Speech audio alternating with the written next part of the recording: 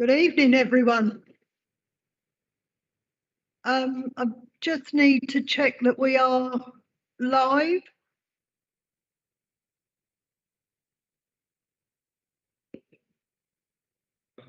Thank you very much. Before I start the agenda, I'd just like to announce something that's happened yesterday, I think, wasn't it?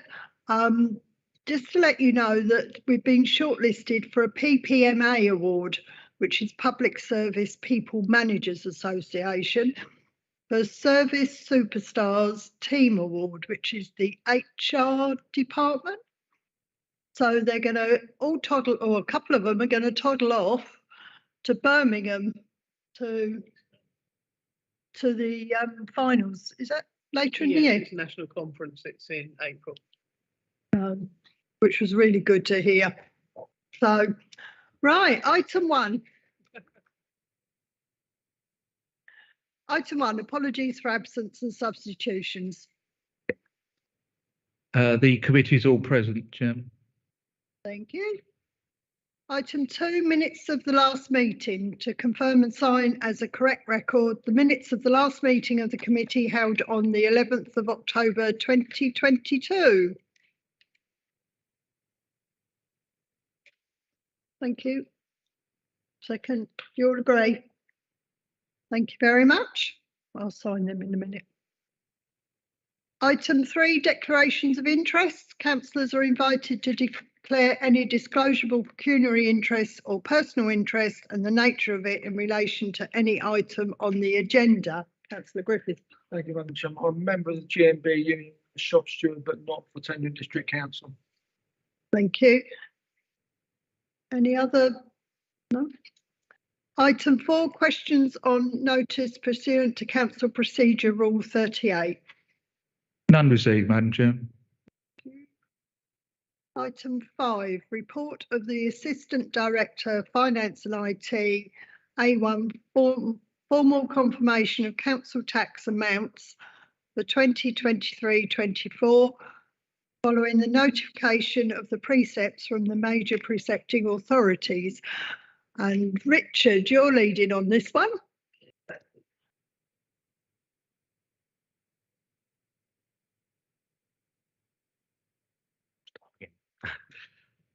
Yes, thank you. It's the kind of oddity that comes around once a year at this committee. The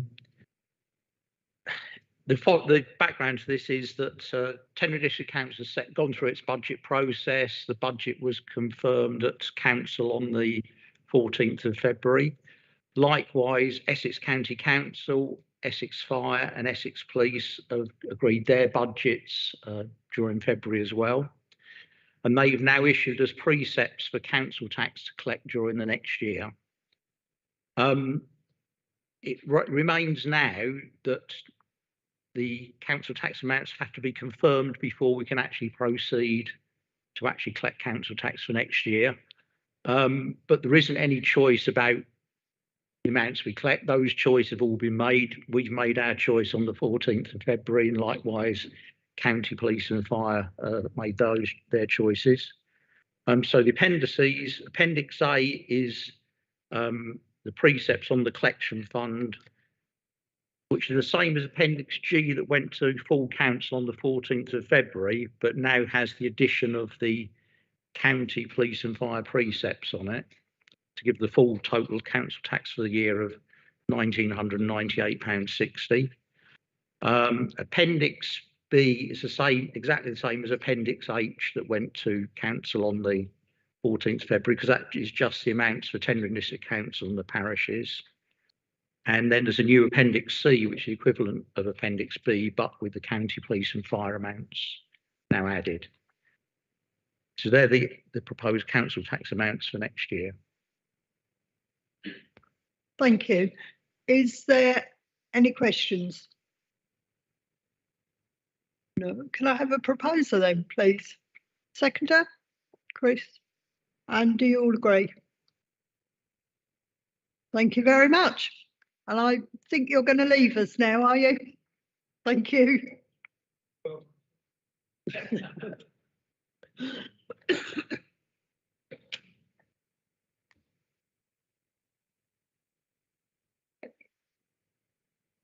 Right, item 6, career track and apprentices, and that's Debbie Ann.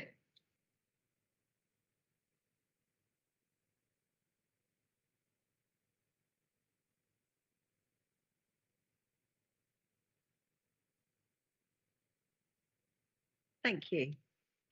Career Track are a work-based learning provider. We deliver apprenticeships in Tendring District Council. We also work with other local authorities, including Braintree, Malden, Colchester and Kent, along with other local, large and small private employers. We deliver apprenticeships in customer service, business administration, team leading and supervision, and public service operational delivery officer. We've got approximately 50 apprentices on the programme at this time. We have an agreement to deliver apprenticeships with the Education and Skills Funding Agency and the DFE, and we're funded via employer levy payments. And we're a main provider on the register of apprenticeship training providers. Career Track are inspected by Ofsted, and we have to meet the expectations of the Education Inspection Framework. Our last inspection was November 2021, and we received a monitoring visit in October 2022. The report for the monitoring visit was published on the 24th of December. The Education Inspection Framework covers 4 main judgment areas: quality of education, behaviours and attitudes, personal development, and leadership and management. Following the inspection in 2021, Career Track worked to address the recommended improvements and purchased an online portfolio system to support our learners, and we established curriculums to underpin all of our apprenticeship programmes. So all of our apprentices now use OneFile, and they're being taught the new curriculum. We started a development group, which has now become our governance board. Governors include Ian Davidson, Councillor Guglielmi, Jessica Douglas from Colchester Borough Council, and Robin Harbord from Essex County Council. We're holding our 3rd meeting in June of this year. We've held 2 stakeholder briefings, which have been with included our employers and governors, and these have been very successful. The staff have engaged in many CPD opportunities, which have included safeguarding and prevent, developmental feedback, coaching and mentoring, and we've now got 2 qualified designated safeguarding leads for children in education within the team. I also meet regularly with the Education and Skills Funding Agency contract manager to keep them up to date on our progress. So back to our monitoring visit at the end of last year. We focused, the inspectors focused on 4 main areas. What progress have leaders and managers made to improve the quality of the apprenticeship curriculum, to enable apprentices to develop the broad range of knowledge, skills and behaviours expected of the standards?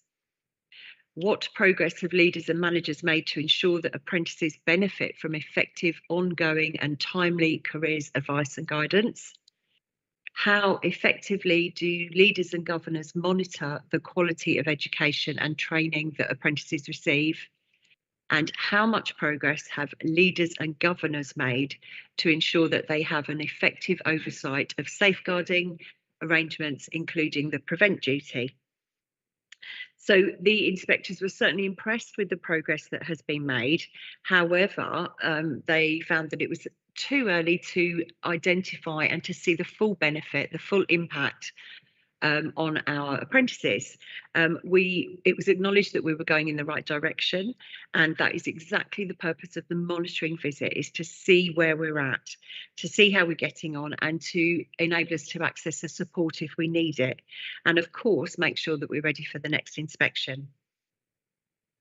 So after the monitoring visit, we're now working on our self-assessment report, which will include all the work that we've been doing since the first inspection, assessing ourselves against the Education Inspection Framework, and producing a quality improvement plan, which will identify the areas we're working on over the next 12 months.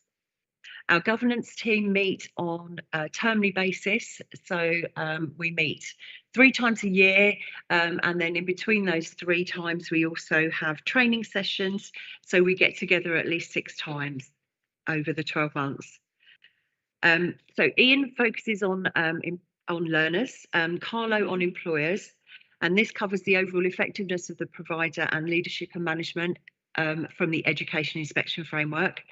Jess focuses on personal development and behaviours and attitudes, and Robin on the quality of education. And of course, we're waiting to hear when we're going to get next inspected. The second week of February was National Apprenticeship Week, and on the 7th of February, we held our annual celebration of success. We also celebrated 40 years of Career Track, and we welcome back Gordon Adams, who founded Career Track in 1983. And along with this celebration, we also celebrated the achievements of our apprentices. And I thought I'd end on a photograph of us all standing outside the town hall. If you can see that. There we go. Any questions?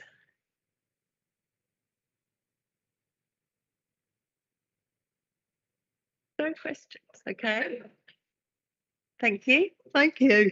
Can I just ask, have you found it very different to what you were doing originally? You know, from when the first inspection, when they come back and say completely, it's very different.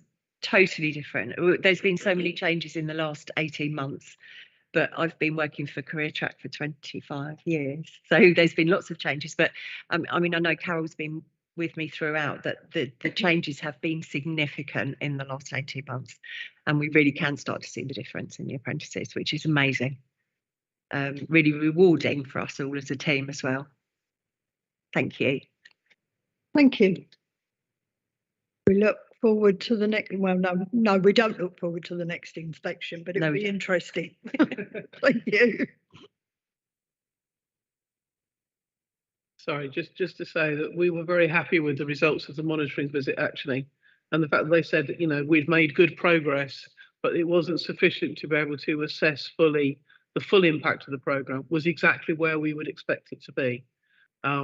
We would have been quite concerned, I think, if they said, oh, they could assess the full impact of the programme, because we still have apprentices that are going through that from beginning to end.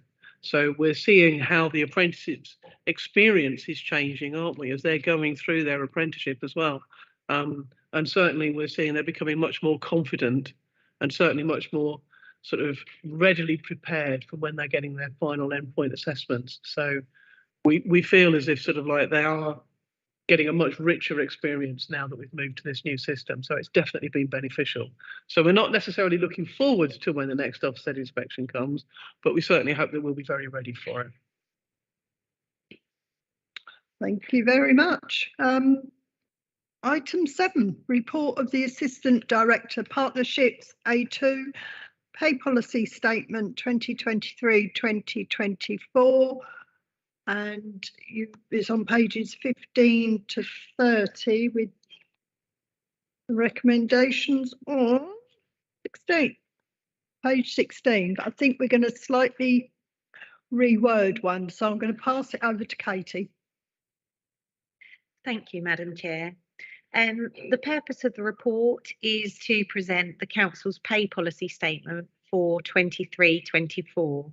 Members will recall from previous years that the Localism Act, Section 38 of the Act, requires the Council to prepare a pay policy statement each year. This statement must set out the authority's policies for the financial year relating specifically to the remuneration of its chief officers and also that of its lowest paid employees. The 23-24 statement has been designed to give an overview of the Council's framework regarding pay and rewards for staff in line with its statutory requirements. This framework is based on the principles of fairness and that also rewards should be proportional to the weight of each role and each individual's performance. It also ensures the ability of the Council to recruit talented individuals whilst ensuring value for money for the residents of Tendring, as you would expect. I just want to make reference to the fact that all of the figures within the report are based on full-time salaries. So any figures members will see are based on those salaries. It's also important to note that the conditions of employment with Tendring District Council, including pay, in the main conform to those established for local government generally by the National Joint Council. And agreements reached by the NJC, the National Joint Council, are collective agreements. The committee will also recall that the council worked with the East of England LGA last year to carry out an independent review of our pay structure. This led to some options to support best use of the NJC pay spine in alignment with the employment market, including but not limited to salary and benefits, benchmarking, improved marketing of vacancies, and our employment offer, as well as expanding our well-established grow our own ethos. These options are currently being considered and adopted as part of the Assistant Director Change Programme. There is limited change reported in the 23-24 statement, with the exception of the application of the 22-23 pay award. There are particular significant changes at the bottom end of the pay spine following agreement between the national employers and national unions of an increase of £1,925 across all of the NJC pay spines from 1 and above. This is a percentage increase of between 10.5% and 4.04% across the pay spine. Also, as part of the 22-23 pay award, the NJC has agreed that from the 1st of April, that's 2023, spinal column point 1, so that's the lowest spinal column point of the pay spine, will be permanently deleted. So any staff, and there's very few that we have, but any staff that is currently on that SCP will be naturally assimilated across to SCP2 from that date. The committee should also note that work is underway to update the council's allowances policy. It's not within the scope of this report, but we're undertaking a review specifically to look at our allowances paid for out of hours emergency events that we ask our staff to support. Finally, the statement includes the authority's reported gender pay gap figures, and members will recall that we are obliged under certain legislation to publish this information. And essentially, this is about the gender pay gap between the average earnings of men and women across the workforce. I'm pleased to report that our latest figures demonstrate that our gender pay gap remains significantly lower than that of the reported UK average. Our latest data, as detailed on page 27 of the report pack, shows us that at an organisational level, male and female employees represent 43% and 57% respectively. Each reporting quartile is broadly representative of the overall staff ratio for the organisation. This is within a tolerance of 3%, and there is no material disparity at each pay level within the organisation when viewed within the context of the UK average. We'll obviously continue to review our gender pay gap, and if there are any substantial gaps identified, as we interpret data, a suitable action plan, remedial action plan will be created. I just want to bring to members' attention, as Madam Chair said, the recommendation, which can be found on page 16 of the report pack, is going to be slightly different, or the recommendation is it's slightly different to that stated within the report. And therefore it is recommended to Human Resources and Council Tax Committee that it recommends to full council that the pay policy statement 23-24 as set out in Appendix A be adopted. Following adoption by full council and in line with the requirements of the Localism Act, the pay policy statement will be published on the council's website. Thank you. Is there any questions? No. Okay, can I have a proposer then, please? Sue and Chris, second. Do you all agree? Thank you very much.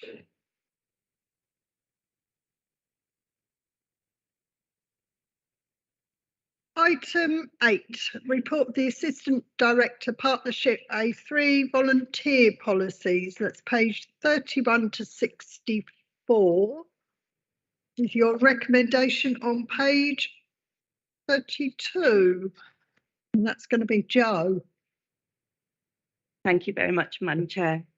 It is my great pleasure to be here and to introduce the Human Resources and Council Tax Committee to a suite of proposed policies to support the volunteering activities within the Council, namely the volunteer policy and the employee volunteering and public duties policy, which if agreed will be implemented throughout the Council. The purpose of introducing this suite of policies is to outline the Council's commitment to volunteering activities, both as encouraging volunteers from the community to come and volunteer within and do all sorts of different jobs, and also to acknowledge that we have got employees who also volunteer in the local community and charitable institutions. The purpose that we need these documents is to give us a clear framework for knowing how to support volunteers, knowing how to recruit, induct, ensure that we're complying with our legal obligations. Also, with the employee volunteering and public duties policy, is to ensure that staff are aware of where, to ensure there's no conflict of interest, to ensure they're clear what time off they can have, and if they need to have flexible working requests and so forth. So those are the clear, we want to give it sort of a very clear guidance to our managers. These, especially the volunteer policy is a very procedural policy, and it's not intended to be shared with volunteers. And what the idea is following on from this is that we'll be producing a volunteer handbook, which will be a very much more user-friendly document for the actual volunteers to work through. So that's the proposal. At the moment, we have nearly 60 volunteers on our register, and those are working actually in the public realm area as gardeners throughout the district. However, what we want to do as part of this introducing this policy is to increase the use of volunteers. We don't have that many volunteers working throughout the council, and the idea and hope is that Volunteer Week is in the first week of June, that will be our ideal opportunity to launch this policy and the handbook and really look at where we can have volunteers working with us and sort of adding to our services and support. So it is recommended to the Human Resources and Council Tax Committee that the volunteer policy January 2023 and the employee volunteer and public duties policy of January 2023, as set out in the Appendix A and B, be adopted. Thank you. Now I know we've got some questions. Councillor Griffiths. Okay.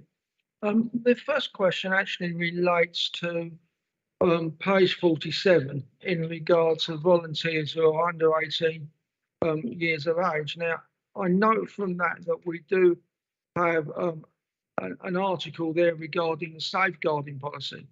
The question on that is, why are we not requesting that anybody that has access to under 18s undergoes a DBS check? Because I know that if they have regular supervision, people are supposed to undergo. But why, as a policy, aren't we saying that anybody that has access to any under 18 as part of our organisation has to undergo a DBS check, simply because if individuals have nothing to hide, there should be no reason why they shouldn't want to do one.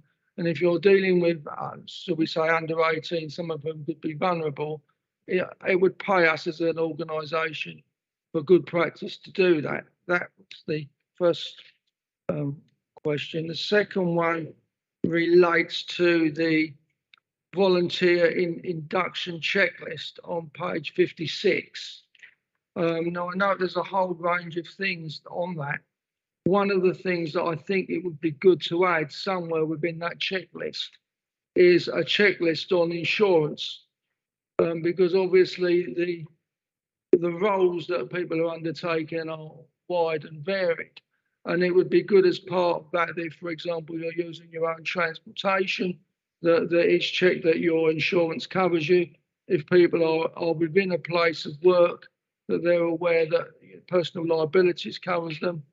If you're undergoing some function within the council that requires lifting, that you have manual handling or any other certification that may be required within the job, which means in the event of anything going wrong, not only you covered, but people around you are covered and the general public.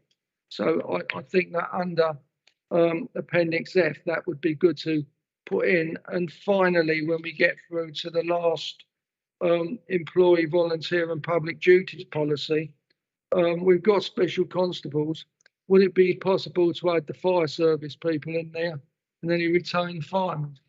Because obviously if you're called out onto a road traffic accident or fire, it's not always possible to say, hang on a minute, I've got to pop home to work. And I think that would be a positive way of supporting any of our people that are undertaking that sort of work. Thank you. Right. Okay. Thank you, Madam Chair. So just to take those questions one by one, Councillor Griffiths, in terms of this safeguarding, that's a very good point. And obviously each situation would be risk assessed in terms of our safeguarding policy. It's important to note that obviously the DBS process is at certain levels. So the enhanced and the standard is based on regulated activity. So we would, as I say, risk assess each situation and each placement on its own merits. In terms of the insurance, that's a very good point, and we will make sure it's referenced in the induction checklist. I just want to assure you that obviously this policy has been pulled together and payroll have been consulted on this, along with a number of internal stakeholders. But specifically for payroll, it was around the insurance function to ensure that we've got sufficient insurance cover that extends to our volunteers. But I think it's a very good point that you make in terms of people, ensuring if they're driving as part of their placement that they have sufficient insurance in place in terms of their own vehicle, etc. So thank you, we will take that back. And absolutely take your point in terms of retained firefighters, and we will ensure that that's picked up in the public duties policy. Thank you. In relation to the DBS and barring services check, there's a little bit of ambiguity in there that I don't like. It's the business where it says that volunteer supervisors should refer to work placement for further information and or seek advice from the HR team. Now, in my view, I think the word should come out of that. And if you have somebody there, it's that there should that there, as part of the process, an automatic referral should be made to ensure that everything's covered, rather than leaving it to an individual to decide whether or not they think it's relevant. Because you could have two supervisors who could come to two totally different conclusions on that.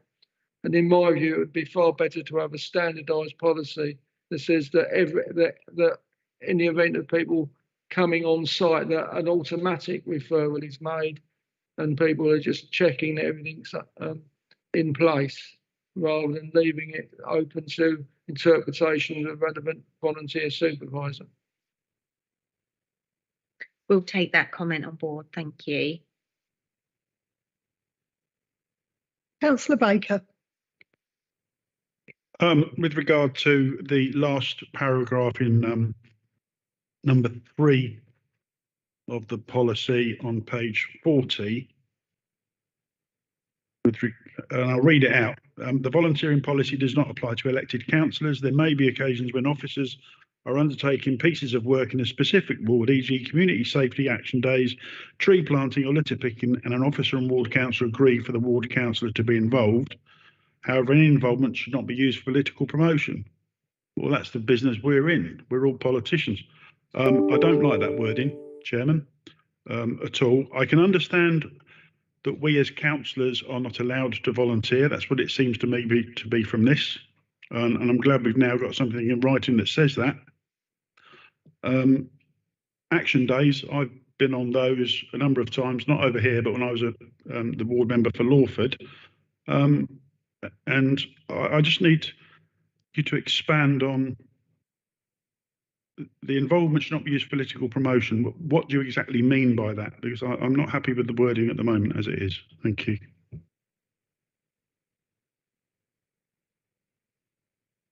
Thank you.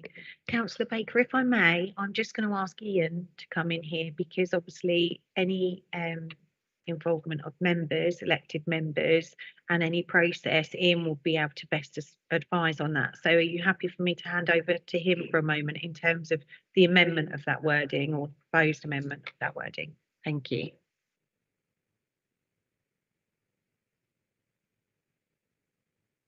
Thank you, Chairman. I was just looking at it and wondering, in response to Councillor Baker's point, whether we could insert the words by the council. So maybe it should read, however, any involvement should not be used by the council for political promotion.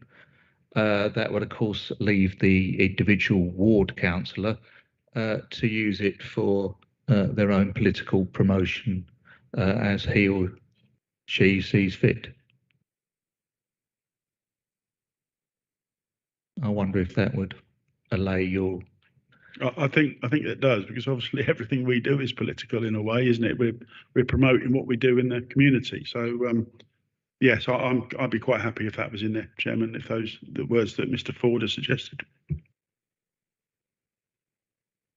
Sorry, can you just go back through that wording again?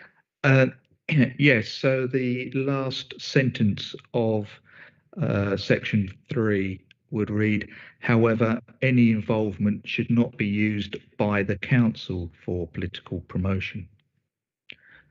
So we wouldn't use it to promote individual councillors, which obviously can be sensitive, as particularly at this point in time, as you've just received the politically restricted period advice from the monitoring officer.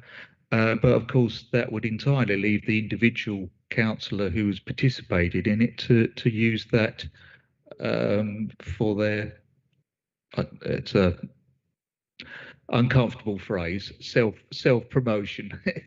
I couldn't think of a better way of putting it there, so I apologise if anyone's offended by the word self-promotion. But I think you probably get the point I'm trying to make. Councillor Amos. Yeah, I mean, if we do things in the community, and this photograph taken, I mean, obviously we are going to use it on our leaflets about what we've done for our residents. I mean, that's our job. That's what we do, isn't it? So, yeah, I totally agree with Councillor Baker. Are you seconding what Councillor Baker has said? Yes. Thank you. And does everybody agree? Thank you.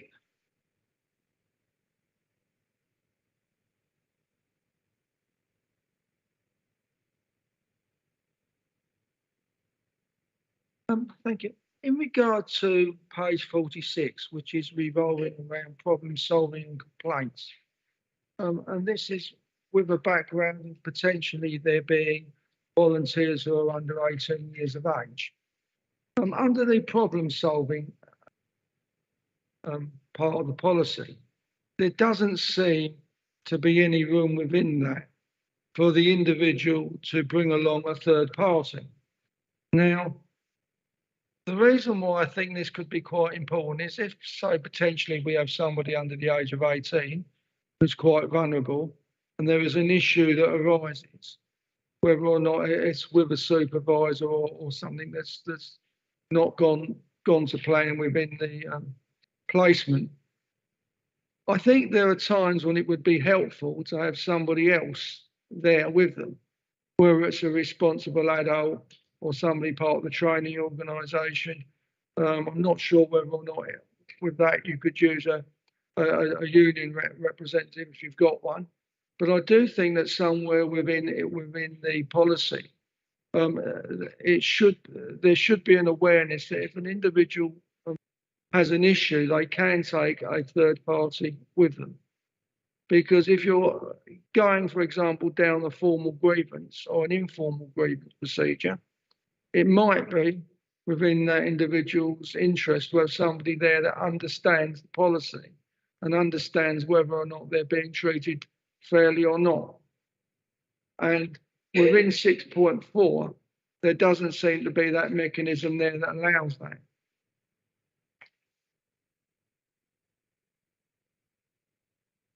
Could I just add to that? And I totally agree with Councillor Griffiths that it's not just those under 18. We may also have vulnerable adults, adults with learning disabilities or things like that. So I think it's a good point that Councillor Griffiths, it's like an appropriate adult sort of situation, I think, isn't it? That somebody's there to make sure that their rights are being looked after and they're being treated exactly the same as somebody that. No, I'm not going to say the words I'm thinking because that'd be totally wrong. But I think you understand what I'm saying. It needs to be, everybody needs to be treated the same. And if they don't understand the procedure, they need to have somebody there with them that does. Advocate. Thank you. Joe, you're coming in on that? Yes, thank you very much for those helpful comments. Definitely, you know, we do really appreciate that. It's definitely we need to add those in. So I will take that on board and draft some appropriate wording, because definitely, you know, we want to ensure that the people have a voice and that they feel comfortable in the environment, and we need to be, you know, ensure doing a risk assessment to ensure that the people can, you know, can talk and especially, as you said, vulnerable adults. And part of the policy is that, you know, a lot of people with disabilities don't get an opportunity to work, and this is a great opportunity. So I'm looking at, especially being as a leader, you know, the disability confidence, we really want to encourage people with disabilities to volunteer with us. So that is a really key point. So thank you for sharing that with me. Thank you. I think also it doesn't necessarily have to be people with a disability. You know, under employment law, you can have somebody with you, can't you? So I think we shouldn't highlight disabilities, but we should highlight the fact that anybody can have somebody with them, basically. Can I just comment on that? I think what we want to try and to be clear at, this is a supportive role. We are not, you know, but then we're not looking at disciplining. We wouldn't be following any formal procedures like that. So in the essence, and I think we need to be quite clear that we're not going to be treating them like employees, and they're not going to be going through those sort of formal meetings. So I take on board your comment, but we're not looking at having the type of meetings that we would have with staff, which would require formal representation. So it is very much a supportive, and even if you look at the section that I wrote about, you know, having to say no to people and having to end the relationship, that is going to be done in a very supportive environment, and looking at signposting to people where else. You know, we're not using words, and I think when we come to the volunteer handbook, the terminology we're going to be using is very much supportive and looking at how, you know, we work with people. And so as to take on board the point, we're not in a similar situation as in employment relationship, but thank you. I didn't actually mean it, you know, it was an example, but I just don't think we should highlight so much disability. I think it should be everyone. So. Can I come back on that? If you are looking to seek advice from the HR team before you're making a final decision, whichever way you look at that, that is a formal process. If you're having people there where they're carrying out informal investigations, and so the complaint is investigated fully by your supervisor, that is part of a formal process. Now, you can dress this up however you like it.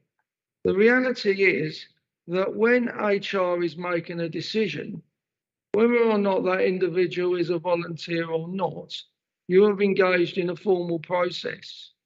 So on that basis, there needs to be adequate representation for the individual concerned during that process. Because let's be quite honest, when you're dealing with supervision or the human resources team, they understand procedures, they understand policies, and your volunteer who is from whatever sphere probably doesn't. To make that fair, open, and to have a realistic idea of coming to a conclusion that's satisfactory for everybody, the representation from the person there that has the issue or the representative should also be aware of the processes involved and what you can say and what you can't say, because I'm fully aware that at some meetings, individuals can very quickly say things which can escalate the situation in areas where, frankly, we'd rather not go. So in my view, I do think it's important that we do have somebody in there who's capable to represent somebody, and that we should be aware that when we're making representations to supervisors to investigate and the final process is being decided by the HR, you are within a formal structure, whether or not we like it or not. And I know this is a volunteer policy, but that is the reality.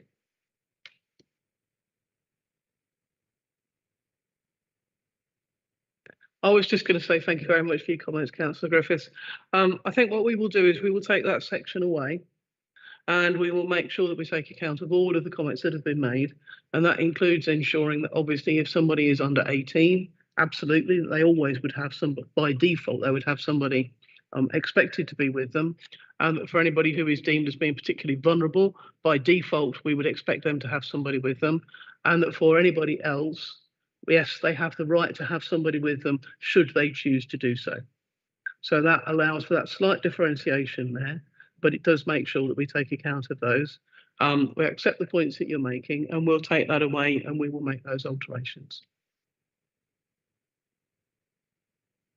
Chairman, I'm quite happy to move the recommendation, but with regard to that paragraph, maybe once that has been looked at, dissected, reworded, put back together, that you be consulted on that, and then if you're happy with it, we allow you to make that decision to include it. Thank you, but I think actually it should come out to the whole committee. It won't take long to email it out to all of us, will it? You know, we've all had an input in the conversation, isn't it? So are you happy that it comes out to everyone? Yeah. Thank you. We've got a proposer for the policy with that alteration put in once we've all agreed it, and we'll need a seconder. So we need a proposer, Mr. And perhaps Ian can help us with. Yes, I think Councillor Amos had seconded Councillor Baker. So yes, so agreeing the policies subject to all the various things that have been flagged up by members during the course of the discussion. Thank you. Everyone happy with that?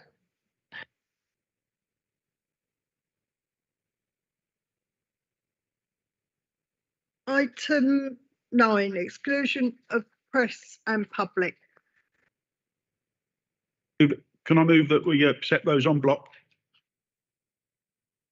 Do we have to read this item 9 now? You just need a seconder, Chairman. I think Councillor Baker has just moved the rest of the agenda en bloc. Okay, can I have a seconder though for the Griffiths?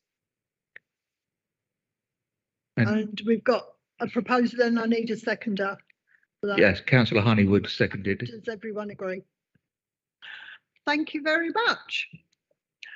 Item 10 is, so we've done the whole lot. Thank you.